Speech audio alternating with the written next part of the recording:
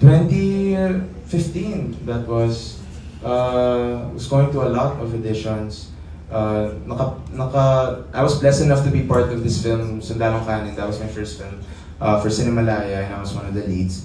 Tapos I thought, syempre, like, you were a kid, di ba? Ito na yun, like, tas people say nice things about your performance pa, ganyan. So parang sana magtuloy-tuloy.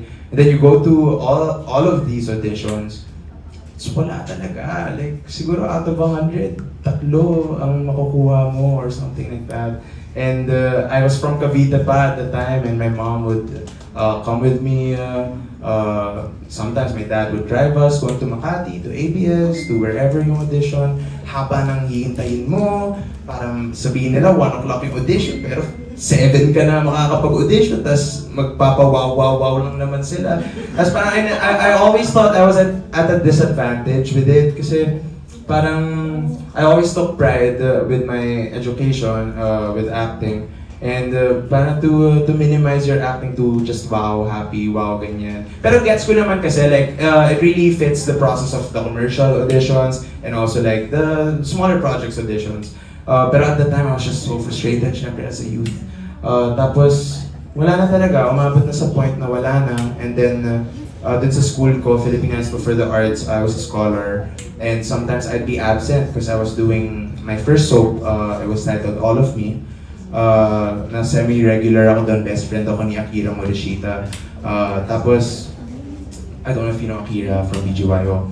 And nagalit sila sa akin kasi scholar daw ako ng theater, but daw ako nagti-TV. So may mga old school siguro na mababa yung tingin sa TV. And I always wondered like, why? Like, it's a completely different medium. It does its purpose.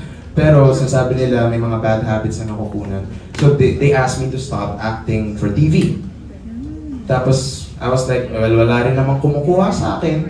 So I'll just stop acting. So I stopped acting. I stopped acting for almost 3 years, 2 years and above.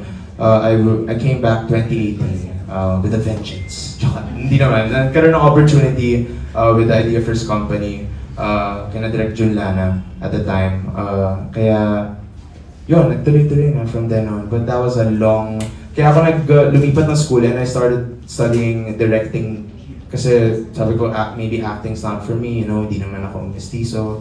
Wala akong kamag-anak sa industriya. So, I don't know how I'd get into the industry. Medyo mahirap talaga siya. Pero sometimes patience is all it takes and the right opportunity, the right people who will believe in you. Yun talaga yun. And then now that you have, syempre, more opportunities, meron ka bang, how do you handle your finances? Like, are you hands-on with it? Do you like actively invest it? Are you rich? No, definitely rich in love. That's it. Well, right now, my mom helps me with my finances because I can trust her with that. Like, I know that I can. So she helps me with that. And the investing part, not yet so much. Maybe with art pieces, paintings, ganyan. Mas doon since Philippine Arts major ako sa UP Manila, and I love going to museums. I know curators and artists. And mas nandun pa yung investment side right now, or even yung mga physical media. Pero in a business, may mga ideas, may mga niluto, tapos hindi natuloy kasi may nagnakaw, may mga ganun. So, sa LU yun guys, just a hint. Basta gagawin dapat. Anyway, nanakaw na yung idea. Name drop, hindi, okay lang. Pupunta pa tayong LU eh. But anyway, may mga ganun ideas, but right now I'm just really focused with this. I'm really focused with what I love to do, which is acting, which is making films, telling stories, and even making music. And parang ang hirap kung, sabi si Mama OG Diaz ang nagsabi sa akin ito na parang wag ka mag-business kung hindi mo kayang mag-full-time with it. Parang kung madami kang ginagawa with your career, dyan ka muna, like, appreciate the blessings, take full advantage of it, and make the most out of it. So, yun, I take advice. Nakikinig po ako sa mga mas nakakaalam, and I really appreciate it also. Kaya nandun pa po ako sa ngayon. Ayun. Thank you for sharing your story, no. Last question, how did you celebrate your birthday, and pwede bang malaman kung anong gift ni Miles? Ooh. So, nung August 15, nung Friday, doon namin sinalubong yung birthday ko sa studio. I was making a song for the album nga. And natapos, so unabot kami 2 a.m. Tapos birthday ko nandun lang. Hindi nga alam ng mga tao na birthday ko. Hindi ko sinabi, parang focus lang kami sa music, gano'n. Pero si Miles dumalaw sa studio, tapos sinurprise na, so nalaman na nila.